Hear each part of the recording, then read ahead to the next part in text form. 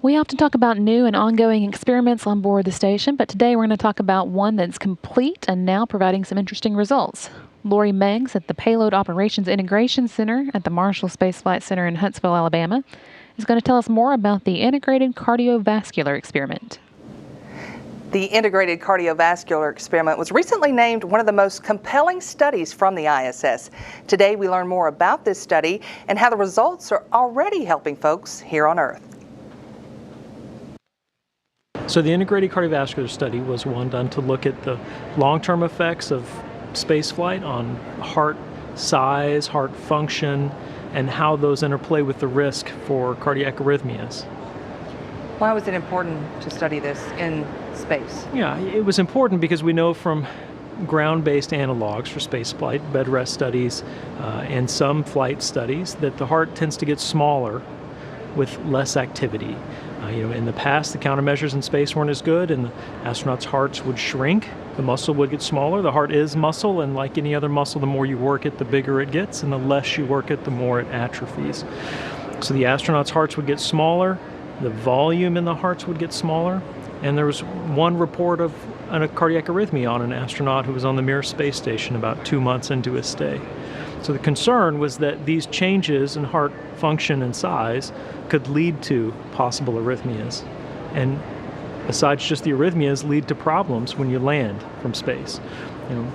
Spending 6 months in space, going from Earth to Mars, landing, having to function, especially in an emergency situation, is very important. The study had 13 astronauts, 4 of them women. They came from Expedition 20 all the way through Expedition 34.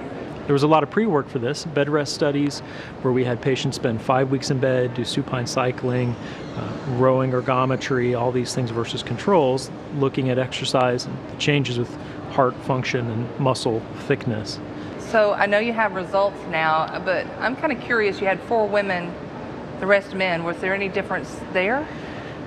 So far we haven't really seen a difference between the men and women, but it's not a large number of either, and so it's hard to say that we've had enough to find that difference, but I think important that in what we've seen, it looks about the same. Interestingly, heart function before and after 4 to 6 months of spaceflight really stays the same. There's no change in how well the heart squeezes, how much blood it pumps, how thick the muscle gets, and I think that really speaks to how well the countermeasure is on the space station right now. And they have 2 hours of exercise time built into the system. I'm not sure that it's always done, but what they do seems to be very effective. What do you hope comes from this experiment? What should come out of that, and why should people on Earth care about it? The 2 things that I'm most concerned into this study is long-duration spaceflight, and if we go through with interplanetary travel, near Earth objects, then to make sure that the heart isn't compromised in such a way over 6 months in space that the astronaut can't function when they land. I think that's very important. Besides that, there are some results that are relevant to Earth right now.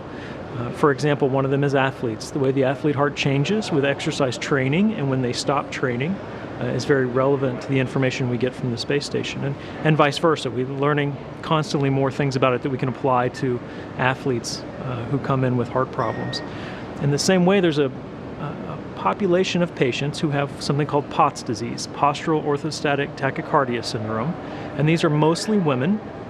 They're young, usually, and they have difficulty standing upright for very long periods of time.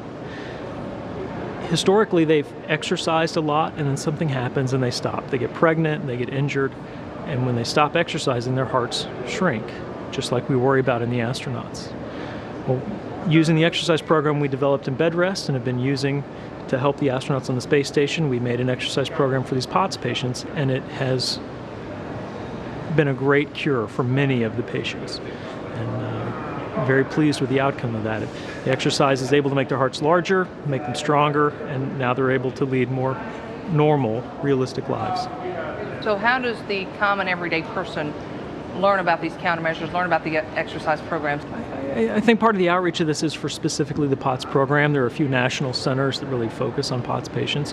But besides that, I think an important idea is that exercise is beneficial for anybody who's aging. Healthy aging population needs to be exercising. We know that the amount of fitness somebody has in midlife really relates to long-term mortality, and the kind of exercise the astronauts are doing on the space station keeps their hearts strong and flexible and young. And if everybody can start to move that way, then people will be more functional as they age, happier as they age, feel better. So I better get out of here as quick as I can and go for a run.